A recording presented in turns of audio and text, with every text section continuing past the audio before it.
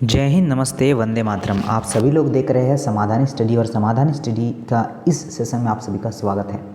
जैसे कि आप सभी साथियों को पता है कि नीट का एग्ज़ाम आपके नज़दीक ही आ चुका है और इसमें जो है हमें एक्सपेक्टेड क्वेश्चन चाहिए जो आपको एग्ज़ाम में देखने को मिल सकते हैं। तो चलिए इसी सेशन को लेकर मैं आपके सामने हाजिर हूँ और आप सभी का स्वागत करता हूँ समाधान स्टडी यूट्यूब चैनल में।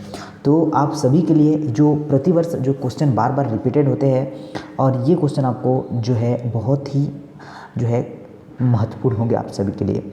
तो चलिएगा सेशन स्टार्ट करते हैं। सभी लोगों के लिए पहला क्वेश्चन देखिएगा कि पादपों को मृदा की अनुपस्थिति में पोषण विलयन के घोल में उगाने की तकनीक सर्वप्रथम प्रदर्शित की थी। यह जो है तकनीक जो प्रदर्शित की थी ये आपको नोट डाउन करना है, जो आपका ह्यूगो वॉन मोल ने 1850 में यह किया था। डी आंसर क्वेश्चन का राइट आंसर होगा, यह आप लोग को ध्यान रखना है। और मान के चलिए आप लोग जो है मन में सोचिए कि आंसर क्या हो सकता है और फिर आप मुझे अंतिम में अपने मार्क्स जरूर कमेंट्स करके बताया करें इस तरह हमने कितने मार्क्स को अचीव किया है।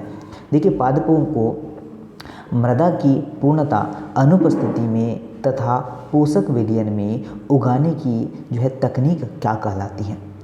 पादप उतक संवर्धन, जल संवर्धन, पादप प्रजनन और ए और बी दोनों ही। तो आपको ध्यान रखना है, आपका ए और बी दोनों ही नहीं होगा और काफ़ी साथी यहाँ पर ए और बी दोनों ही लगाएंगे।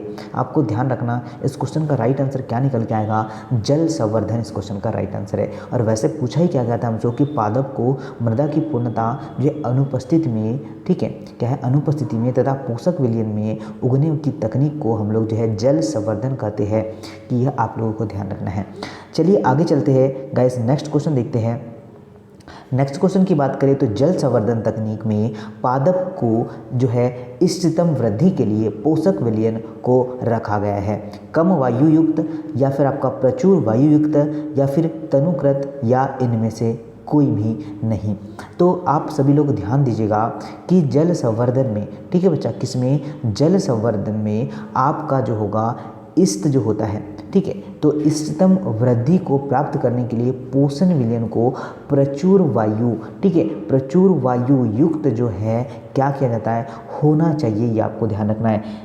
तो आप सभी लोगों ने जो बच्चा बी आंसर लगाए हैं वो सर जी बिल्कुल राइट आंसर दिया है। नेक्स्ट की ओर बढ़ते हैं। जल संवर्धन तकनीक को जो है कौन सी सब्जियों में व्यवस्थित उत्पादन हेतु सफलतापूर्वक लागू किया जाता है? तो आप लोग बताएंगे कि जल संवर्धन तकनीक सब्जियों में व्यापारिक उत्पादन हेतु सफलतापूर्वक लागू किया जाता है, जिसमें आपके एग्जाम्पल इसके क्या क्या हो सकते हैं। तो ये सारे के सारे आपको एग्जाम्पल दिया है, जो खीरा है, टमाटर है, सलाद है, ये सारे के सारे क्या सर जी इसके एग्जाम्पल्स होते हैं। तो ध्यान रखना है, उपयुक्त सभी आपका बिल्कुल सत्य आंसर होने वाला है और काफ़ी साथी इस क्वेश्चन को बिल्कुल राइट कर ही लिया होगा। देखिए सर जी, नेक्स्ट क्वेश्चन की बात आती है तो निम्नलिखित में से कौन सी विधि जल संवर्धन के समान है और जो है उसके समान सिद्धांत पर कार्य करती है? वायु संवर्धन होगा, भूमि संवर्धन होगा, पादप आपका रोपण होगा या इनमें से कोई भी नहीं होगा, यह आपको ध्यान रखना है।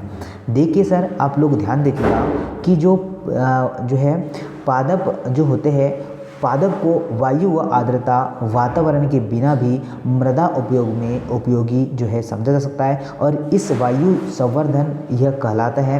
क्या कहलाता है बच्चा? यह कहलाता है सर जी वायु जो है संवर्धन। ऑप्शन नंबर ए इस क्वेश्चन का बिल्कुल राइट आंसर होने वाला है। चलिए वैसे ही आगे चलते हैं, नेक्स्ट क्वेश्चन की ओर बढ़ते हैं। देखिएगा क्या बोला है कि जल संवर्धन में पोषक विलयन है। तो जल संवर्धन की बात करें, जल संवर्धन तकनीक में पोषण विलयन क्या होते हैं? तो वह पंप द्वारा क्या करते हैं, पंप के उपयोग द्वारा निरंतर आपका पुनः चक्रित हो जाते हैं। क्या साथियों आप सभी लोगों का ए है? अगर आपने ए ही सोचा है मतलब आपने बिल्कुल राइट आंसर सोचा है, बिल्कुल करेक्ट आंसर यहाँ पर आपने कमेंट्स किया होगा। जल संवर्धन तकनीक के समय पोषक विलयन होना चाहिए, क्षारीय, उदासीन, अम्लीय या इनमें से कोई नहीं। तो ये कैसे होना चाहिए? तो जल संवर्धन फसलों में आपकी जो है आदर्श पीएच मान कितना होता है, पहले तो ये पता होना चाहिए आपको कि जल संवर्धन तकनीक में आदर्श विलयन का पीएच कितना होता है। आपका मतलब 5 से लेकर 6.5 तक उसके बीच में होना चाहिए, अर्थात यह अम्लीय होना चाहिए। कैसा होता है सर जी? यह अम्लीय होता है, ये आपको ध्यान रखना है। और 7 उदासीन, और 7 से जो आगे है 7 से जो आपके इंक्रीज होगा वह आपका क्या होगा? बेस होगा, क्षार होगा। यह आप लोगों को ध्यान रखना है। चलिए काफ़ी साथी, बहुत ही बढ़िया। अगर गैस आपको सेशन बिल्कुल मज़ा आ रहा है, सेशन को लाइक शेयर कर दीजिएगा। निम्नलिखित में से कौन सा जो है प्रक्रम जल संवर्धन माध्यम को जो है संदूषित करने से बच सकता है? विलयन को प्रत्येक सप्ताह परिवर्तित करना, बाह्य उद्यान को या बाह्य उद्यान के औजार का उपयोग नहीं करना। तो आप सभी लोगों को नोट डाउन करना है, क्या जल संवर्धन टैंक पूर्णवरता जो है पूर्णतया जो है वायवीय होना चाहिए? तो बच्चा आप सभी लोगों ने डी जो आंसर चूज़ किया होगा ये बिल्कुल सत्य होगा सर। जिन्होंने डी आंसर लगाया है, बहुत शानदार और ज़बरदस्त आंसर आप सभी लोगों को स्क्रीन पर देखने आ सकता है। देखिएगा नेक्स्ट क्वेश्चन क्या बोला है, आपसे बोला है कि जल संवर्धन तकनीक की मुख्य हानियाँ इनमें से है। क्या बोला है? जल संवर्धन तकनीक की मुख्य हानियाँ इनमें से है। आपका पहला ऑप्शन सुनेगा आपका महंगी व्यवस्था, उच्च तकनीकी ज्ञान, जल संवर्धन, या ए एवं बी दोनों ही बिल्कुल सत्य है। तो आपको ध्यान रखना है महंगी व्यवस्था और उच्च तकनीकी ज्ञान दोनों ही क्या है?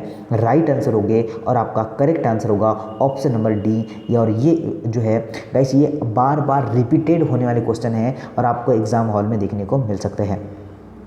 देखिए दिए गए जो है प्रयोग में व्यवस्था चित्र में दर्शाई गई है। आपको यहाँ पर नज़र आ रहा है, ठीक है। जल और पोषकों को डालने हेतु जो है कीप दिया हुआ है, राई दी है, यहाँ पर दिया है वात नलिका, पोषण विलयन दिया हुआ है और आपको डायग्राम भी साफ साफ आपके स्क्रीन पर नज़र आ रहा होगा। अब यहाँ पर आपको देखने सही विकल्प आपको चयन करना है। प्रकाश संश्लेषण के दौरान जो है ऑक्सीजन, ठीक है, जो O2 का निर्माण हो रहा है।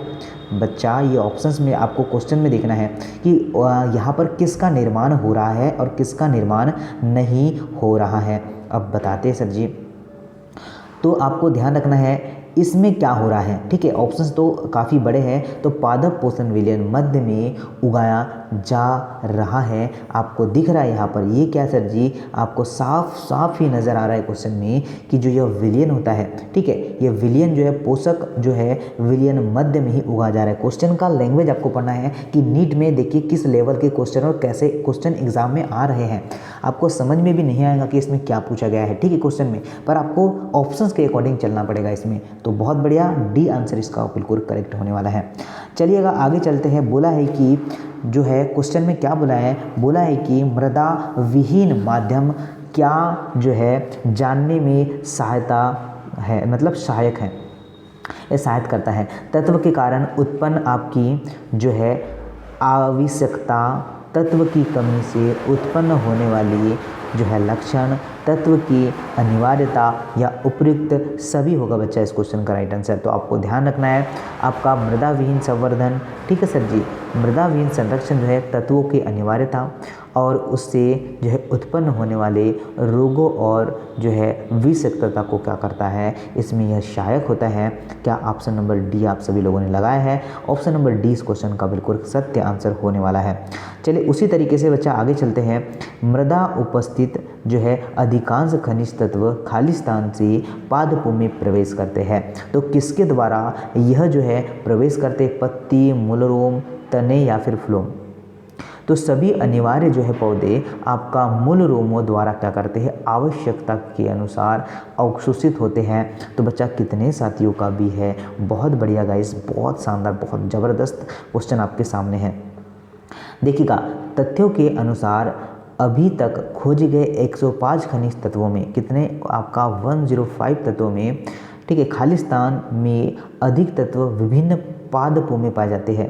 तो इस साथियों इसका राइट आंसर होगा 60 से अधिक तत्व जो है विभिन्न पौधे में पाए जाते हैं। तो 60 इस क्वेश्चन का राइट आंसर होगा। इसे आप लोग को नोट डाउन करना है।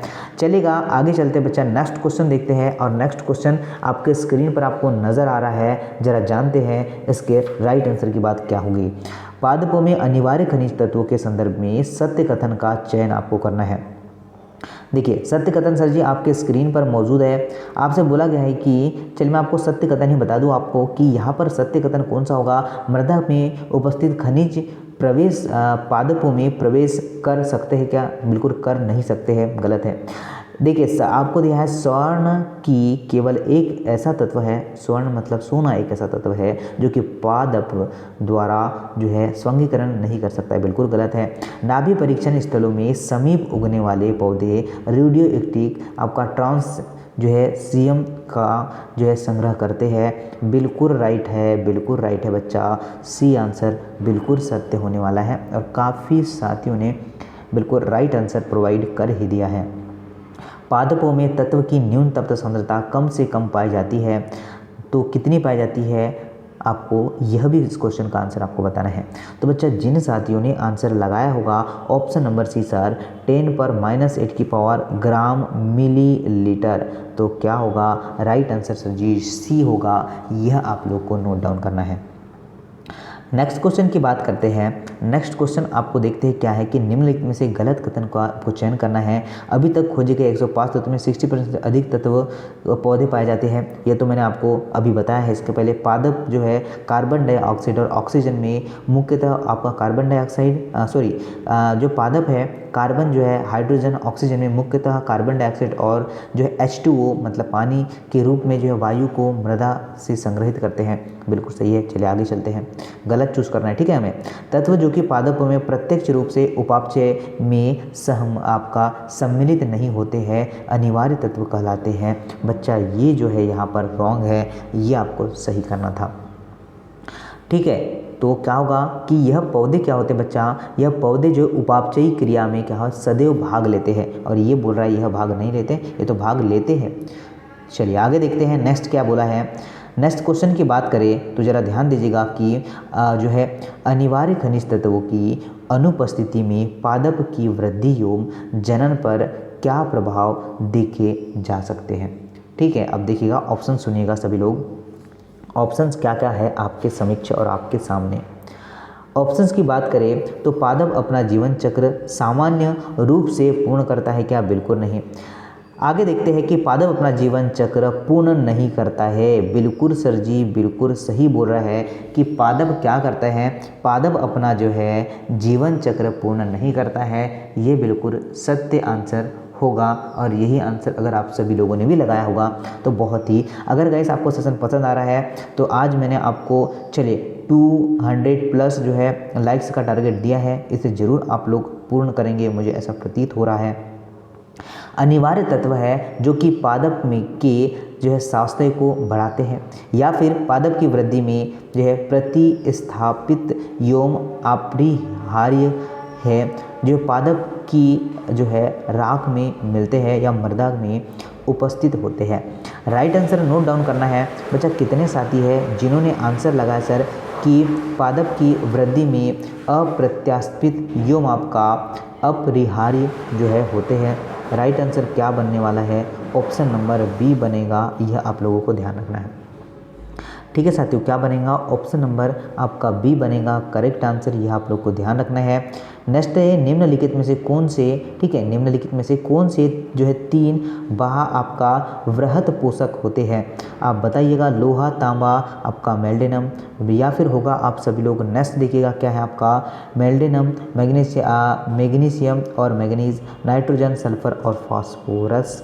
क्या आपका जो है राइट आंसर सी होगा? क्या होगा बच्चा? सी आंसर इस क्वेश्चन का राइट आंसर होगा। यह आप लोगों को ध्यान देना है, यह आप लोगों को नोट करना है, ठीक है। नाइट्रोजन, सल्फर, फास्फोरस यह वृहत पोषक होते हैं। Right answer option number C होगा, यह आप लोगों को ध्यान रखना है। और सेशन आपको मज़ा आ रहा होगा, सेशन को लाइक ज़रूर कर लेना। क्या है पादप ऊतकों में जो है वृहत पोषक की सामान्यतः अधिकतम जो है मात्रा होती है। शुष्क पदार्थ का जो है 10.5 ml जो है किलोग्राम, या फिर होगा बिल्कुल नहीं, फर्स्ट तो नहीं होगा, शुष्क पदार्थ का 9 जो है m मोल जो है किलोग्राम, ये भी नहीं होगा। तो आपका राइट आंसर ही बता दें आपको कि राइट आंसर आपका डी होगा। ठीक है, क्या होगा बच्चा, वृहद पोषक सामान्य पादपों ऊतकों के जो है शुष्क पदार्थों का 10 मीटर मोल जो है किलोग्राम होता है, kg होता है। और सभी साथियों ने अगर ऑप्शन नंबर डी चूज़ किया था, बिल्कुल राइट आंसर था। तो ये आज का जो है आप सभी लोगों के बहुत ही शानदार सेशन है। आई होप आपको पसंद आया होगा और आप लोग इसे शेयर जरूर करेंगे और अपने साथियों को भी बताएंगे। और मिलूँगा मैं आपको नए अपडेट के साथ नेक्स्ट वीडियो में। जय हिंद, वंदे मातरम।